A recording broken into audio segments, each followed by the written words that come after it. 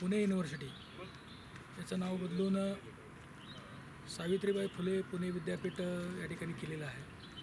आणि याच विद्यापीठामध्ये सावित्रीबाई फुले यांचा हा पूर्णाकृती पुतळा हा बसवण्यात आलेला आहे.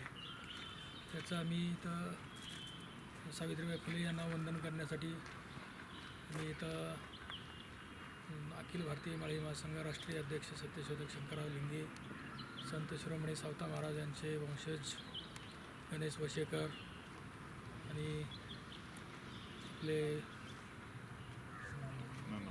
परमेश्वर ननवरे सर हे सोलापूरहून आलेलो आहोत.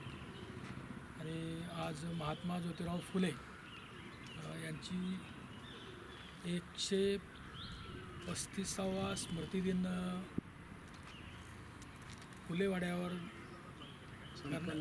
संपन्न झाला. आणि फुलेवाड्यावरचा जो स्मृतिदिन सोहळा झाल्यानंतर इथं सावित्रीबाई फुले यांच्या पुणे विद्यापीठाला एक भेट देण्यासाठी आणि त्यांना वंदन करण्यासाठी आम्ही इथं आलेलो आहे. एक फार मोठी जमेची बाजू आहे किंवा एक महत्त्वाचं जे आहे ते सावित्रीबाई फुले आणि महात्मा फुले ह्या दोन दाम्पत्याच्या नावावर दोन विद्यापीठ आहेत. या भारतामध्ये ही पहिली घटना आहे की महात्मा ज्योतिराव फुले यांच्या नावावर एक विद्यापीठ आहे. ते विद्यापीठ म्हणजे राहुरी कृषी विद्यापीठ. महात्मा फुले राहुरी कृषी विद्यापीठ एक आहे.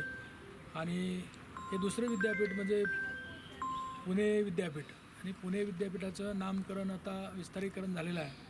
त्याच्यामध्ये हे सावित्रीबाई फुले पुणे विद्यापीठ असं हे नामकरण झालेलं आहे. आता ह्याच्यामध्ये महत्त्वाच्या काही मागण्या आहेत, परंतु त्याच्यानंतर सावित्रीबाई फुले यांचे काही चरित्र आहे, सावित्रीबाई फुले यांचे काही कार्य आहे, हे या युनिव्हर्सिटीमधून मोठ्या प्रमाणात आता चाललेलं आहे आणि चालत राहील. ह्याच्यामध्ये पुणे युनिव्हर्सिटी चा जो लोगो आहे तो शनिवारवाडा आहे. आणि आता सावित्रीबाई फुले यांचं नामकरण झालेलं आहे. पुणे विद्यापीठाचं नामकरण बदलून आता सावित्रीबाई फुले पुणे विद्यापीठ असं नामकरण झालेलं आहे. तर हे शनिवारवाडा जो आहे त्या ठिकाणी आता फुलेवाडा लवकरच येईल आणि तो करावा अशी एक मागणी अखिल भारतीय माळी महासंघाच्या वतीनं आम्ही इथं करत आहोत. आणि पुन्हा एकदा सावित्रीबाई फुले यांना वंदन करतो आणि धन्यवाद.